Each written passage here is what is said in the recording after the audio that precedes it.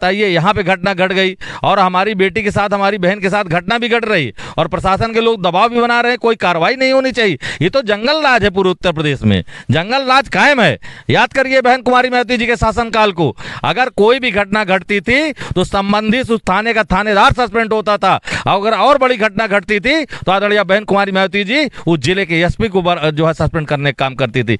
आज तो अपराध चरम पे है, कोई सुनने वाला नहीं है। पूरा प्रदेश जंगल राज कायम है और सारे उत्तर प्रदेश की जनता आदरणीय बहन कुमारी महतो जी के 4 बार के शासनकाल को याद कर रही थी। बहन कुमारी महतो जी के शासनकाल में महिलाएं भी सुरक्षित थी, किसान भी सुरक्षित था, आम आदमी सुरक्षित था। आज पत्रकार मारे जा रहे हैं। अभी पीवीआर में हमारे तमाम पत्रकार साथी गए थे, केवल वो जो है वहाँ पे अभी फूले साहू जी के नाम पे एक पिक्चर आई है, उसके बारे में वो लोगों से केवल जान रहे थे कि आपको कैसे पिक्चर लगी।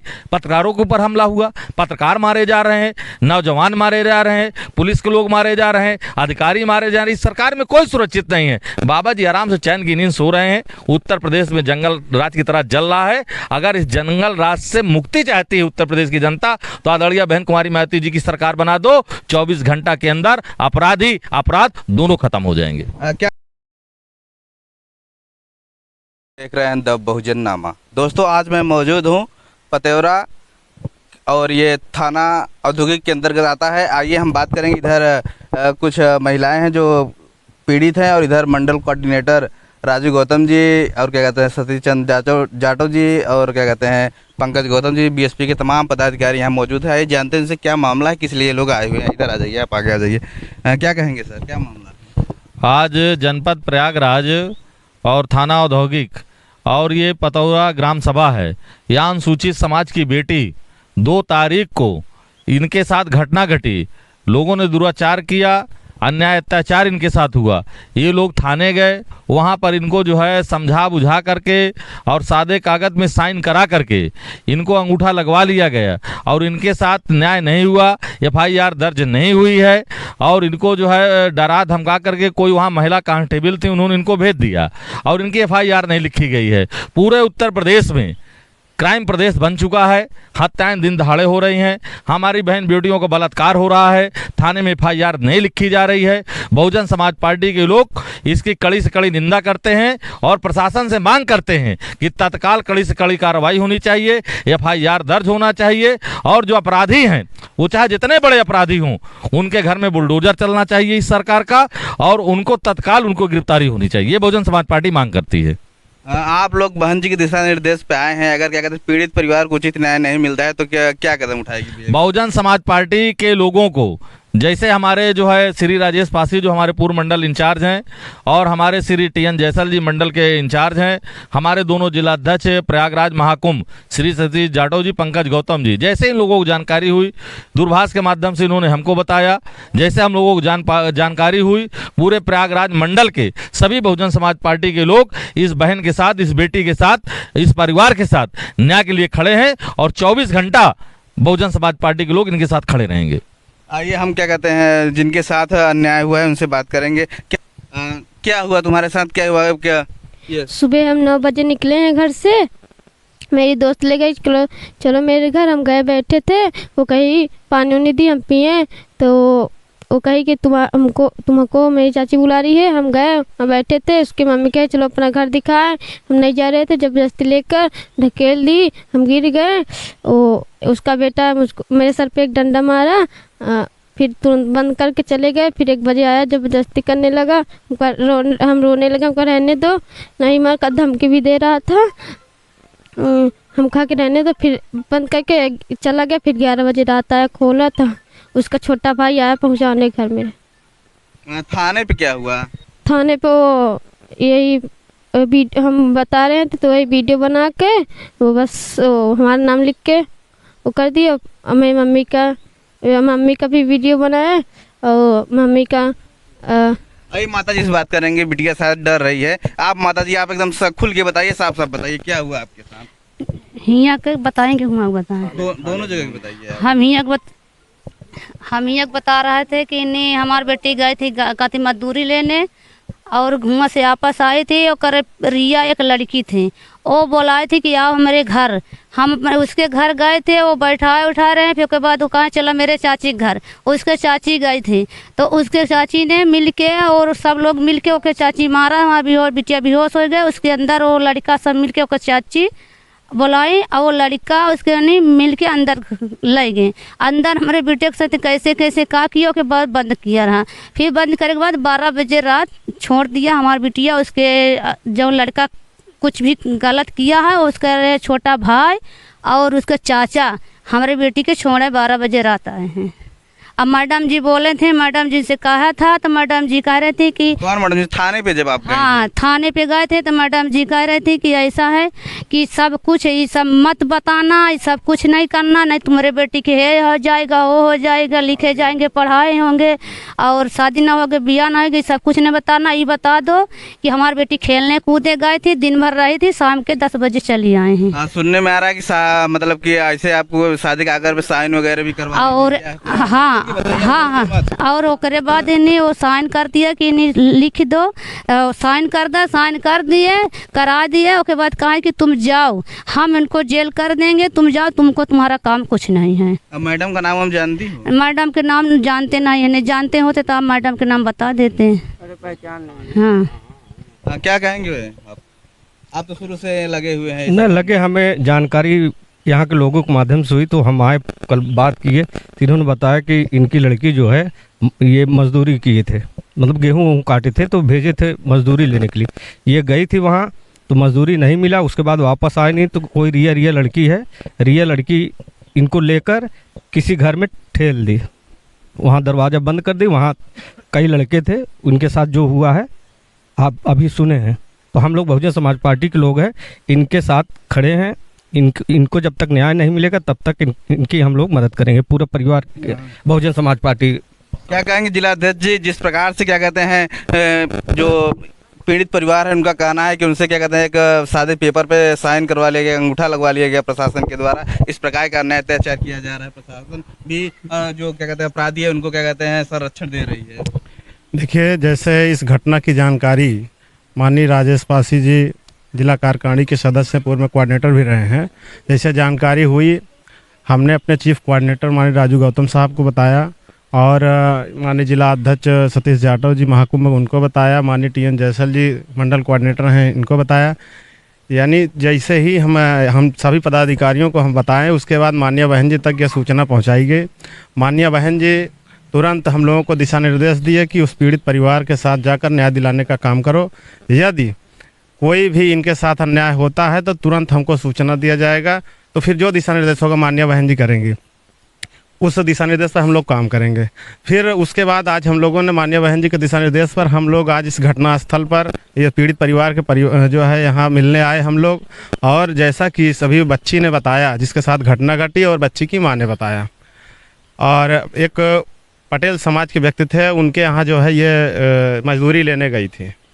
तो वहीं रास्ते में एक रिया नाम की लड़की मिलती है, तो वही लीवा जा करके घर में, जैसा कि अभी आपको बयान में बताया भी गया, तो कुछ यादव समाज के लोगों द्वारा इन लोगों ने मिल करके इनके साथ सामूहिक बलात्कार किया है, ये अभी जो बच्ची ने बताया है।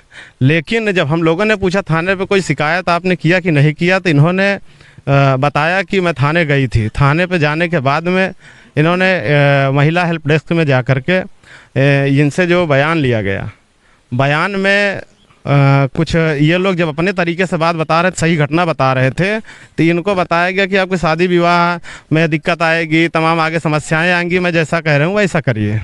तो इन लोगों ने जो भी अपना बयान दिया हो, तो फिर हमने जो है जैसे हमको शाम को हमने इंस्पेक्टर साहब से बात किया, तो इंस्पेक्टर साहब से बात किया तो उन्होंने कहा हमारे पास कोई तहरीर नहीं है। हम ये पूछना चाहते हैं शासन प्रशासन से कि आपके यहाँ थाने पर वो बयान भी देकर आई है और थाना इंचार्ज को पता न चले, ये कैसे हो सकता है?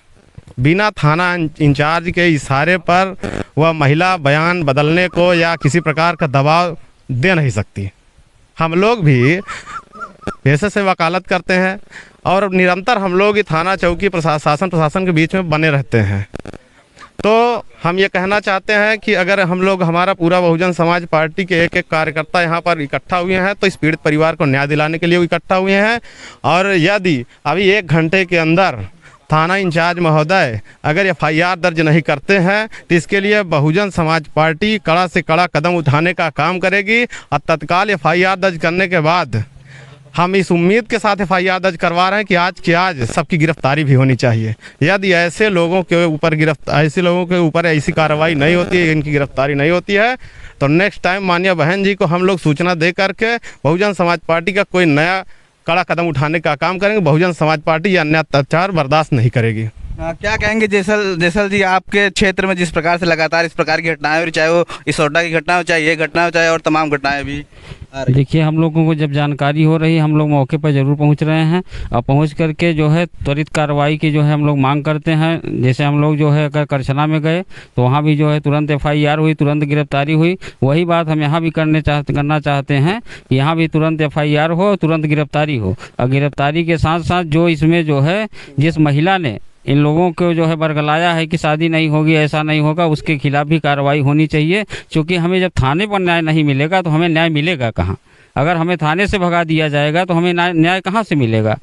चूँकि आदरणीय बहन जी का दिशा निर्देश है कि इसमें आप लोग लग करके तुरंत FIR कराएं और तुरंत गिरफ्तारी कराएं और जो कानून का राज है उसको और कानून के राज को स्थापित किया जाए। क्या कहेंगे राजू जी, जिस प्रकार से एक महिला क्या कहते हैं पुलिस कांस्टेबल हो गए, एक महिला पीड़ित के ऊपर इस प्रकार का दबाव बना रही है, उसको आप किस नज़र से देखते हैं? मैं इस घटना की कड़ी से कड़ी निंदा करता हूं और इलाहाबाद प्रयागराज की उच्च अधिकारियों से अनुरोध करता हूं कि जिस तरह की घटना ये घटित हुई है, बड़ी घटना है। एक अनुसूचित समाज की बेटी जो अपनी मजदूरी लेने जा रही थी और रास्ते में उसको जो है बहला फुसला करके ले जा करके उसके साथ जो है गलत काम किया गया और प्रशासन के लोग दबाव बना रहे हैं। प्रशासन के लोग जो है कह रहे हैं कि आप सादे कागज़ में साइन कर दीजिए, आप लोग जाइए, आपकी बेटी की शादी नहीं होगी। इस तरह तो पूरे उत्तर प्रदेश में क्राइम प्रदेश बन चुका है। आए दिन हत्याएं हो रही हैं, अपराध इस सरकार में नहीं रुक पा रहा है। मैं तो उत्तर प्रदेश के मुख्यमंत्री से कहना चाहूँगा कि अगर आप अपराध रोकने में नाकाम है और आपके जो अधिकारी हैं वो ऐसा काम कर रहे हैं तो तत्काल आपको इस्तीफा दे देना चाहिए। आप अपराध रोकने की बात कर रहे हो तो कह रहे हैं कि उत्तर प्रदेश अपराध मुक्त है। भैया, अभी आप गए थे, दलित समाज का बेटा वो मजदूरी नहीं करने गया, उसको गेहूं के बोझ में बांध के जला दिया गया। भारवारी जनपद कौशाम्बी में एक दलित समाज का बेटा, उसकी 5 करोड़ की जमीन लिखा करके उसको मार को चित्रकूट जिले में फेंक दिया गया। एक कोमल सरोज जनपद प्रतापगढ़ रानीगंज में उसके साथ गलत हुआ, उसको जो है मार दिया गया। आज हमारी यहाँ बहन जो है सौटा में जनपद प्रयागराज में औधाधिक ये थाना क्षेत्र है, यहाँ पे बताइए जो है इसके साथ नैनी जो है यहाँ भी घटना, पतौरा गांव है ये, आज बताइए यहाँ पे घटना घट गई और हमारी बेटी के साथ, हमारी बहन के साथ घटना भी घट रही और प्रशासन के लोग दबाव भी बना रहे हैं। कोई कार्रवाई नहीं होनी चाहिए। ये तो जंगल राज है, पूरे उत्तर प्रदेश में जंगल राज कायम है। याद करिए बहन कुमारी महतो जी के शासनकाल को, अगर कोई भी घटना घटती थी तो संबंधित उस थाने का थानेदार सस्पेंड होता था। अगर और बड़ी घटना घटती थी तो आदरणीय बहन कुमारी महतो जी उस जिले के SP को जो है सस्पेंड करने का काम करती थी। आज तो अपराध चरम पे है, कोई सुनने वाला नहीं है। पूरा प्रदेश जंगल राज कायम है और सारे उत्तर प्रदेश की जनता आदरणीय बहन कुमारी महतो जी के 4 बार के शासनकाल को याद कर रही थी। बहन कुमारी महतो जी के शासनकाल में महिलाएं भी सुरक्षित थी, किसान भी सुरक्षित था, आम आदमी सुरक्षित था। आज पत्रकार मारे जा रहे हैं। अभी PBR में हमारे तमाम पत्रकार साथी गए थे, केवल वो जो है वहाँ पे अभी फूले साहू जी के नाम पे एक पिक्चर आई है, उसके बारे में वो लोगों से केवल जान रहे थे कि आपको कैसे पिक्चर लगी।